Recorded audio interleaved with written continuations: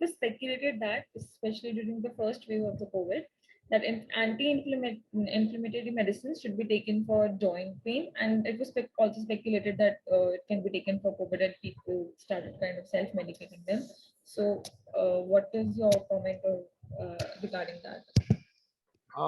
I think, Sumiran, there are two issues that were related to in the earlier wave of COVID, that whether you should take an NSAIDs for the myalgias or the bone pain associated with the COVID.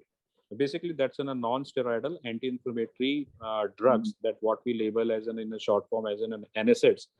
This typically is a wide group of painkillers that are used for purpose of subsiding the pain and reducing the inflammation in the body. So the typical issue that have arisen earlier in the first wave of the COVID is whether you should take any NSAIDs for the COVID joint pain or a myalgia, or whether you would be taking only the paracetamol. So earlier we have a fear that if we take an NSAIDs in a COVID infection, they will try to exaggerate the COVID or the mortality would be more. That was the apprehension in the first wave. So people have been suggested that you should avoid the NSAIDs and try to take only the paracetamol.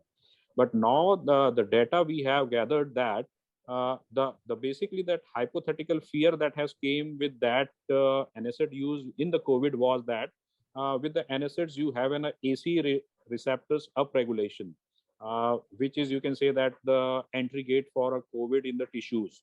So there was an hypothetical issues that NSAIDs lead to AC receptor upregulation. And number two, if you take the NSAIDs, you will mask the symptom of COVID. So you will delay approaching to the doctor, and your symptoms would be, you can say, that suppressed, and you would be reporting late to the hospitals in the COVID. But now the evidence-based data we have that NSAIDs used in COVID is not associated with increased mortality or any issues. The only caveat is that in any viral infection in children, you should avoid the use of aspirin. In children, that should be avoided because there is a very rare disorder that affects the liver and the brain that we called it as a Reye's syndromes. That may happen as a possible adverse effect to the aspirin use in the children in a viral illnesses. I think that point should be noted only. Otherwise, whatever NSAID or a painkiller your doctor is advising, you can take freely, simple paracetamol, and if that is not relieving your pain, ibuprofen or naproxen will work in a better way.